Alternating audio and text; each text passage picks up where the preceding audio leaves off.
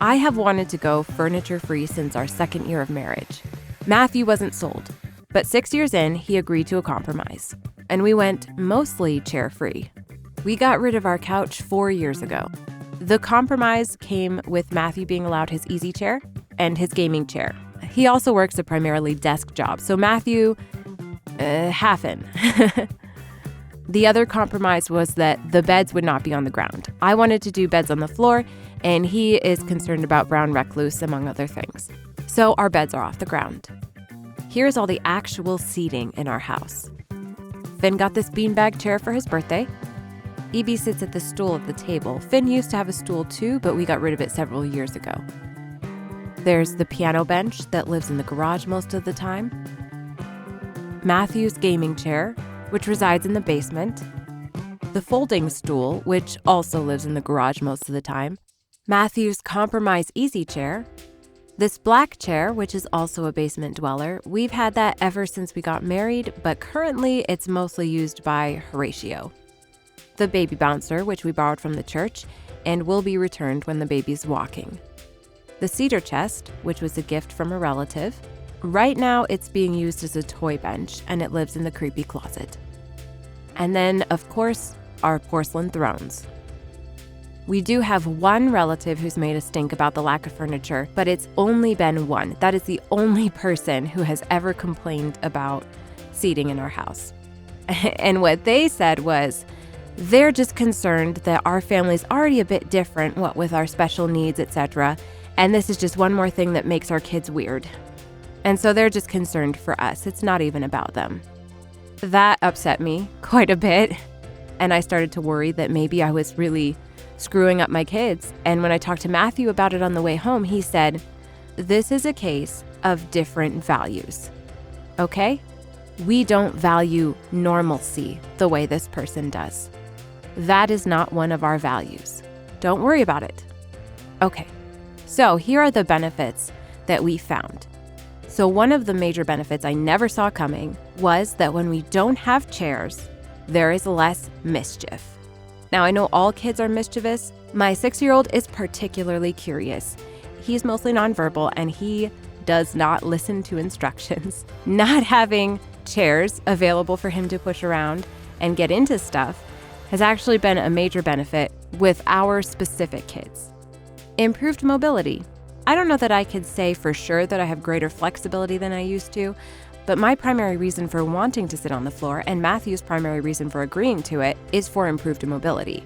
I definitely noticed that guests who are here for longer stays have a little bit of a harder time than we do with sitting on the floor. More steps. When there's only one available chair, it's a lot easier to get your steps in. More space. When the boys were little, they would ride their trikes in the house. The trikes now reside in the garage. Guess why? Additionally, with more space, even though our family has grown since we moved into this house, we don't feel the need to get a bigger house because we have a lot more space than other American families, partly because we just have way less furniture. So smaller house, lower bills. Less purchase cost.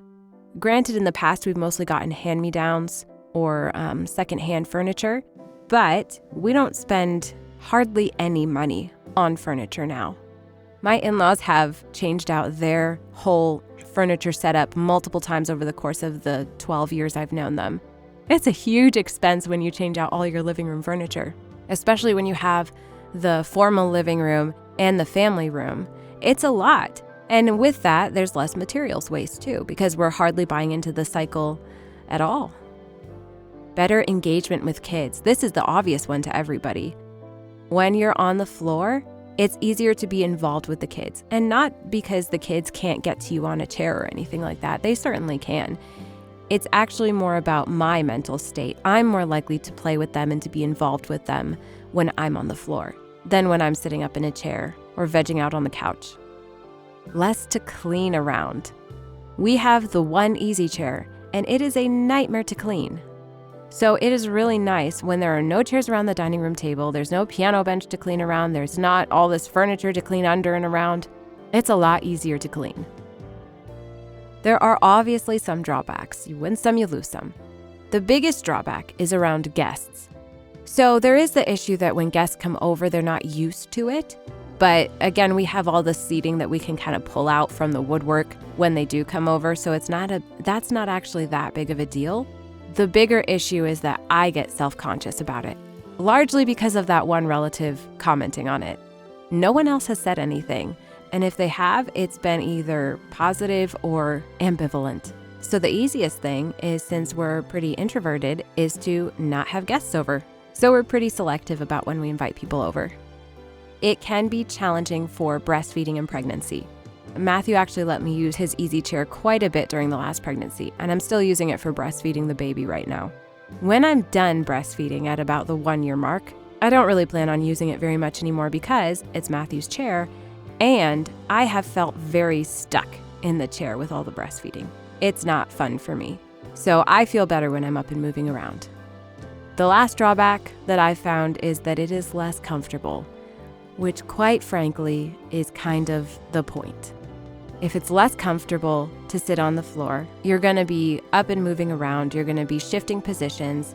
It's about structuring my environment for success, and what my goal is in all of this is to be more mobile and to maintain my mobility as I age. So do I regret it? No. It is one of the most impactful ways to get more movement into my day, setting up my environment for success by just removing all temptation to sink into the couch.